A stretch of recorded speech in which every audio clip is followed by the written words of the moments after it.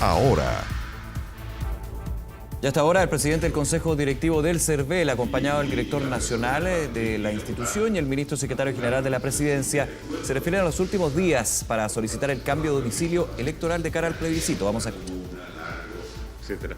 Y de no hacerlo va a arriesgar multas del voto obligatorio, digamos, que van entre media UTM a 3 UTM, dependiendo de lo que decía el juez en cada caso.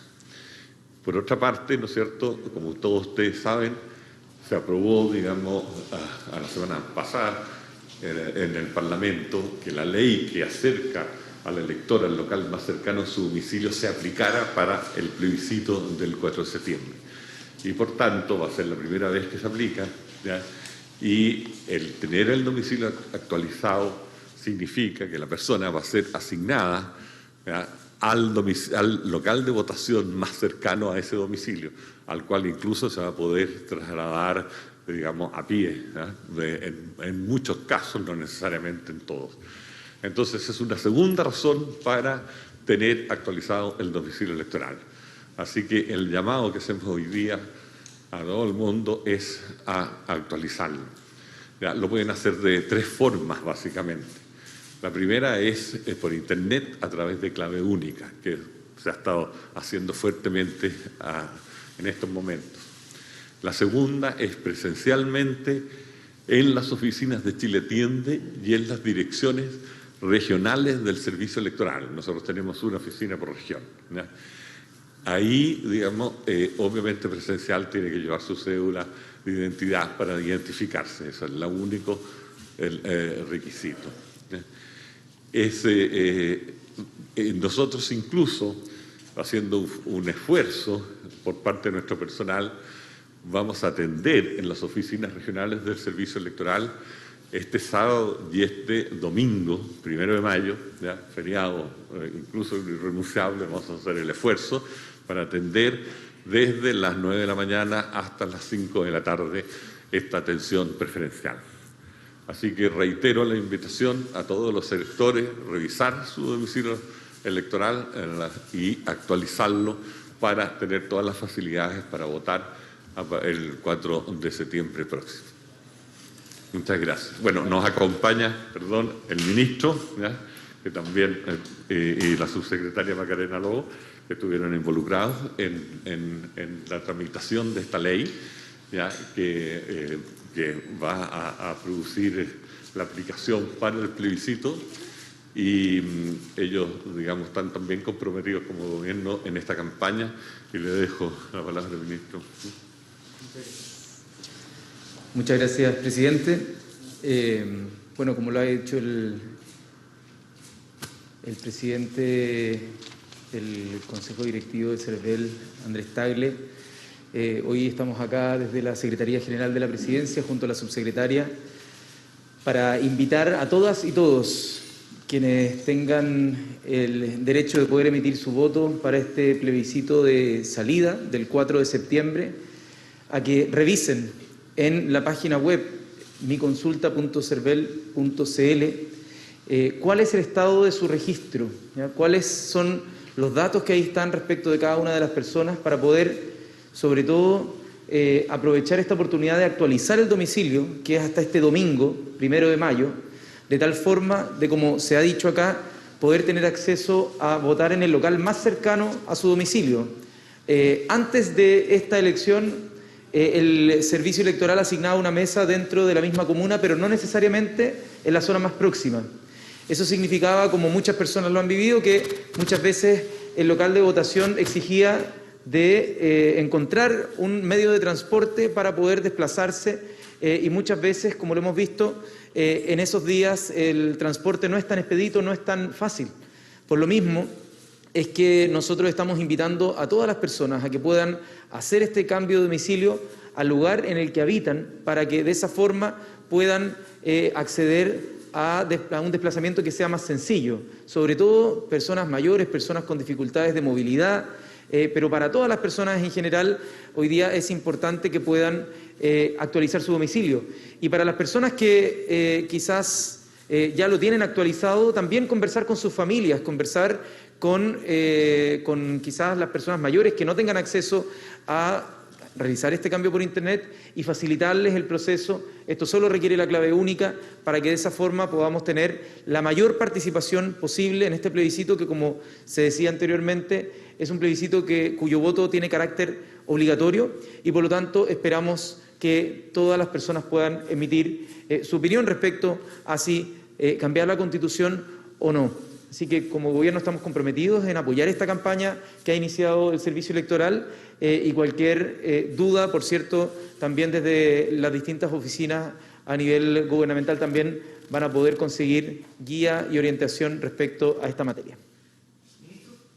Ministro, ¿cómo está? Buenos días. Por ¿Dónde? acá, Por allá. Venegas de Canal 13. ¿Qué tal? Mucho gusto. En esta elección, además de ser el voto obligatorio, la gente va a votar cerca de su casa. Y este es un cambio bien importante, porque en las elecciones pasadas mucha gente me decía, yo voy a hablar por mi barrio, yo soy de San Bernardo, La Herrera, y me decía, me mandan al límite de San Bernardo con el bosque, eso no va a pasar ahora. Si es que, claro, exactamente, o sea, hay una asignación automática al local más cercano, pero lo que hay que revisar, y por eso estamos apoyando esta campaña, es que las personas estén en el domicilio actualizado. A veces las personas se cambian de hogar y se cambian dentro de una misma comuna y quedan registrados en el antiguo domicilio. Entonces, por ejemplo, para estar bien atentos y atentas a que esa información sea realmente la última, invitamos a que las personas, todas las personas, consulten la página web. No se demora nada, pueden agarrar el celular o el computador o el tablet y poner miconsulta.cervel.cl, ingresar su root, ingresar en este caso, si es que quieren hacer los cambios, la clave única y van a poder actualizarlo de manera instantánea para que de esa forma puedan acceder al local más cercano de votación. Ministro, ¿cuál es la proyección que tienen ustedes como gobierno ahora que el voto obligatorio vote en cifras o en porcentaje más gente, poco más del 50% de lo que ha votado la gente en las elecciones que más ha votado? ¿Cuál es la proyección que ustedes hacen? Y la misma pregunta también para hacer. A ver, no tenemos experiencia desde la cual podamos comparar, por lo tanto es muy difícil hacer una estimación. Sin duda, toda intuición puede decir que esta votación se va a elevar, ¿no? Que va a aumentar la participación y eso es por lo que estamos también trabajando y ayudando, contribuyendo en todo tipo de campaña para promover el voto informado, que la gente participe, pero en el caso específico de un número no tenemos punto de comparación, por lo tanto, cualquier estimación que uno pueda dar no necesariamente va a estar basada en información fidedigna, sino más bien en estimaciones que quizás no tienen tanto arraigo en una experiencia comparada. Probablemente una vez que tengamos este voto obligatorio con padrón completo, porque antes había voto obligatorio pero con inscripción voluntaria, hoy día no tenemos punto de comparación, por lo tanto probablemente si a futuro se vuelve a aplicar el voto obligatorio con inscripción automática vamos a tener un punto de referencia para poder estimarlo. Lo mismo, o sea, batimos récord de participación en diciembre con 8.200.000 electores. ¿Ya? Y pasamos con creces el 50%, donde estábamos más, un poquito arriba, un poquito abajo, pegados en las elecciones presidenciales o anteriores, digamos, de participación. Ojalá este récord suba mucho, o sea, tenemos 15 millones de electores probablemente, vamos a ver en el cierre del padrón cuántos son, pero ojalá superemos los 10 y nos acerquemos a los 15 millones, que es el total, ¿ya? Ahora nunca vamos a saber cuál de las dos produce el efecto, si el voto obligatorio o la cercanía al domicilio, pero las dos ayudarán en ese propósito. Quería preguntarle respecto de, muy buenos días, sobre las justificaciones en el caso que las personas no puedan votar, porque estamos acostumbrados al voto voluntario, sí, pero ahora obligatorio. Entonces, ¿qué pasa si la persona, no sé, la mandaron a trabajar lejos de su comuna? La obligatoriedad es las personas que tienen domicilio electoral en Chile. Las personas que tienen domicilio electoral en el extranjero y votar en el extranjero no tienen obligatoriedad. Ahora, las causales para excusarse, que se va a hacer ante los juzgados de policía local, es básicamente estar a más de 200 kilómetros de distancia del lugar de votación en ese momento y las otras dos son el tener que realizar actividades relacionadas con la elección en el mismo momento. Eso afecta mucho a las Fuerzas Armadas, que tienen que estar en un local distinto del que votan, digamos, en algunos casos, ¿ya? Y la otra es obviamente tener una justificación que lo excuse, pero que la califica el juez de policía local como salud, etcétera, y la persona debería tener los antecedentes para, cuando sea citado el juzgado de policía local, plantearlo. ¿Cómo está, don Andrés? Bien. Oiga, tengo una consulta. ¿Qué pasa con la gente que ya con las medidas sanitarias que bajaron, comenzaron a viajar para poder relajarse?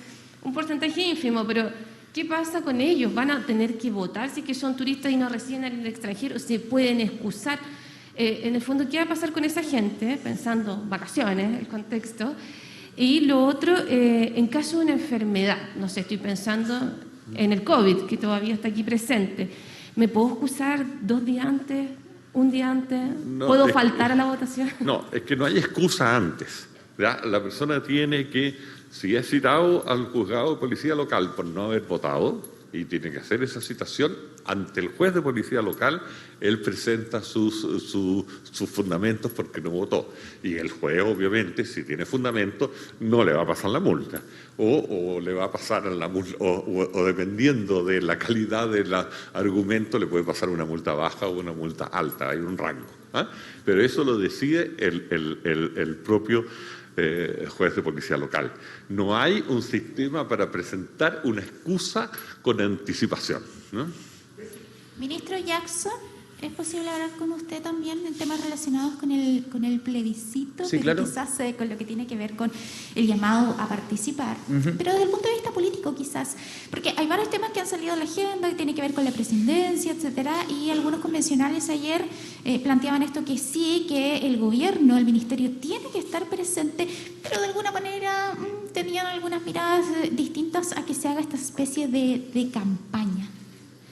A ver, dejar bastante claro, nosotros nos hemos puesto a disposición de la convención para poder contribuir, entregar elementos para la fase final, que es la redacción de los transitorios. Hemos escuchado ayer también al vicepresidente de la convención explicando lo natural de un proceso de intersección entre una constitución que eventualmente puede terminar y la constitución que podría llegar a ser promulgada, y en ese tránsito, es decir, en los transitorios, los poderes constituidos podemos aportar elementos para que esa transición sea positiva, para que sea la mejor implementación posible.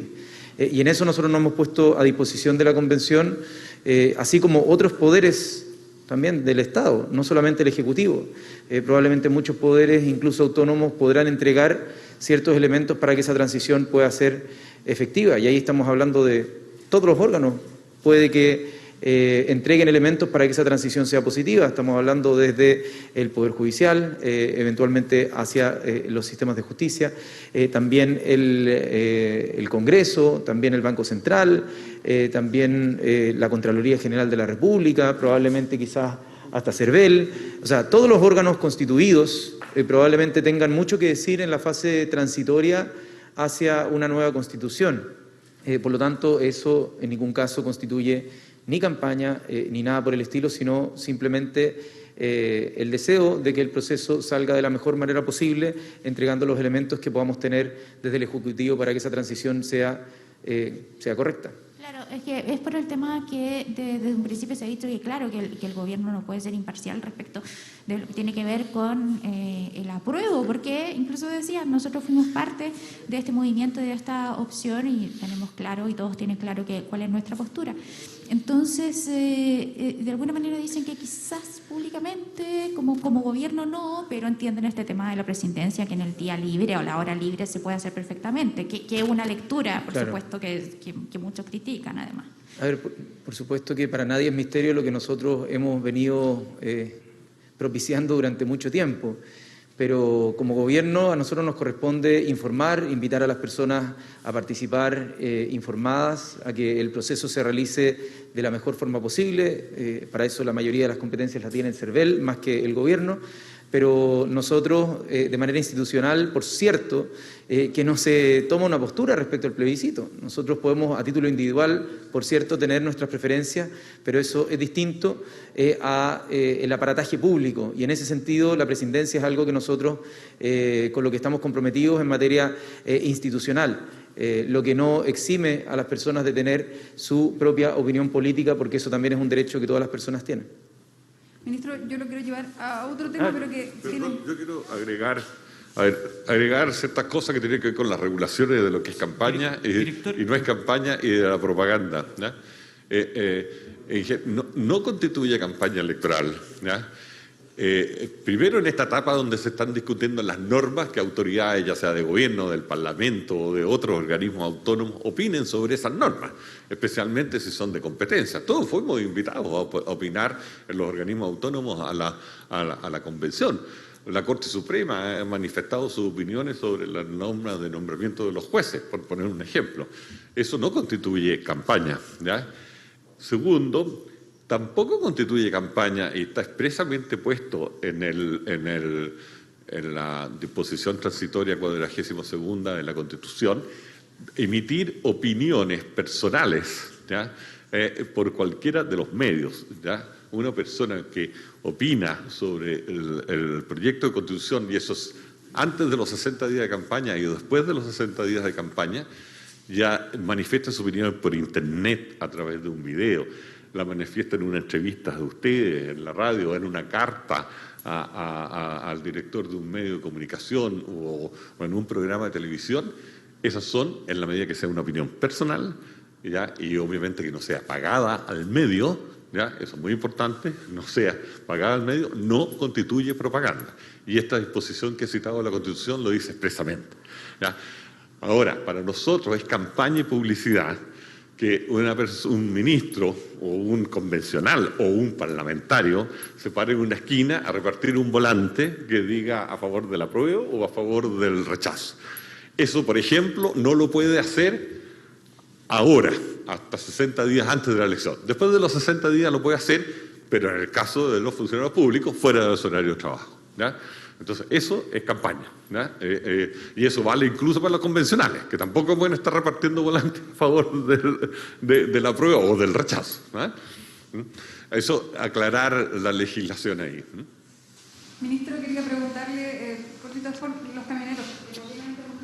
En el Biobío se tienen alguna perspectiva, ya se ha dado una orden clara desde el gobierno, insisten entonces en cortar las carreteras.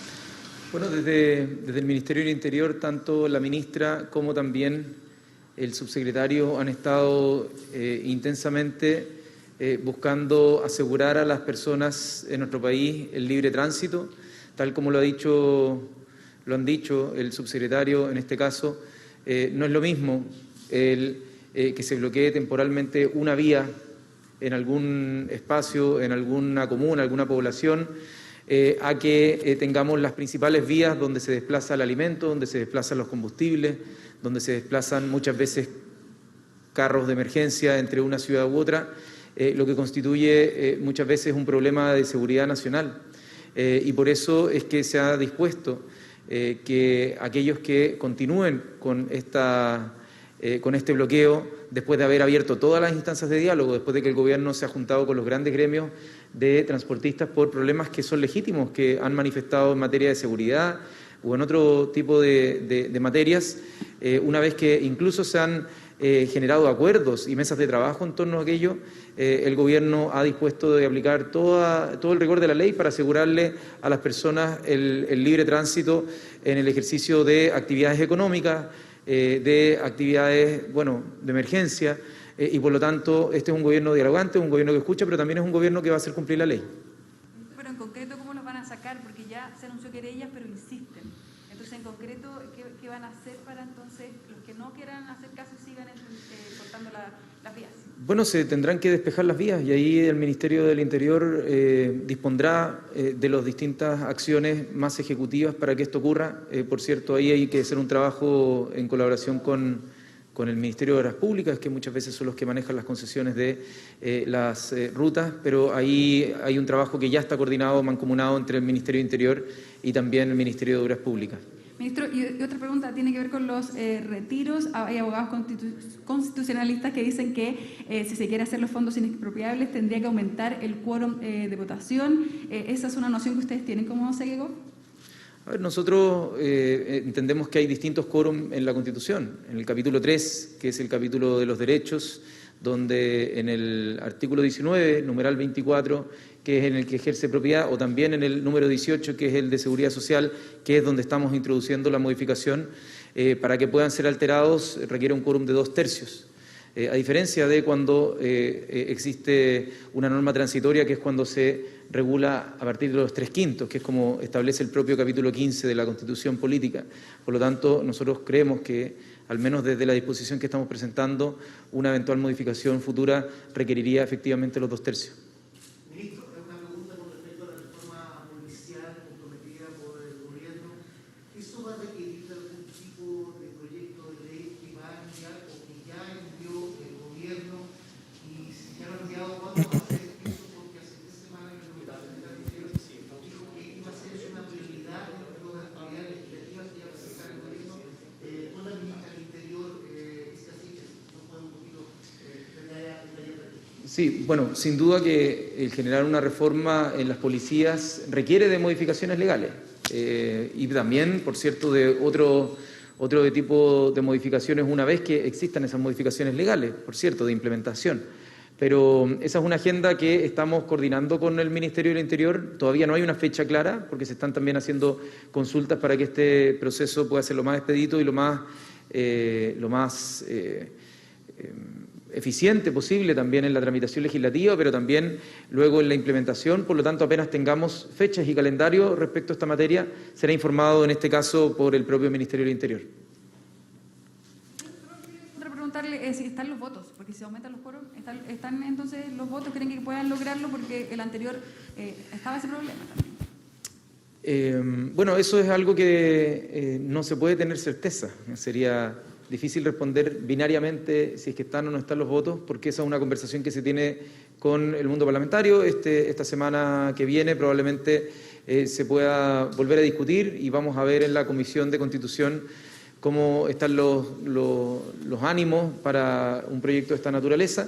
Nosotros creemos que, si bien no hay ninguna disposición, ni en la actual Constitución, ni en el borrador de nueva Constitución, que esboce la expropiación de los fondos de trabajadores y trabajadoras, nosotros así lo manifestamos cuando presentamos el proyecto. Es un proyecto que, aunque parezca redundante ante los ojos de toda la población, responde a una inquietud que ha surgido desde la ciudadanía producto de información que circula en las redes sociales. Por lo tanto, nosotros, en servicio a despejar esa duda, por más que creamos que pueda ser una norma algo redundante, esperamos que pueda tener el debate que corresponde en el Congreso y que se sancione democráticamente en el Parlamento. Muchas gracias. Don Andrés, me queda solo una duda, y no es que quiera asustar a la gente, pero usted dijo que había multas para la gente que no va. Mira, entonces las declaraciones del ministro de la SECPRES, Giorgio Jackson, también del presidente del Consejo Directivo del Servicio Electoral, recordando que faltan 3 días para hacer el cambio de domicilio electoral, muy importante para esta votación obligatoria en el plebiscito ratificatorio de salida del 4 de septiembre y también con una diferencia con respecto a procesos electorales anteriores con esta georreferenciación que se va a realizar para que, respecto al domicilio que uno tenga registrado en la base de datos del servicio electoral, votar cerca de ese domicilio, lo cual obviamente, bueno, esta es una votación obligatoria evidentemente, pero va a ser bastante más simple, más fácil y impulsar también a presentar nuestra opinión con respecto al proyecto de nueva Constitución que va a emanar desde la Convención Constitucional.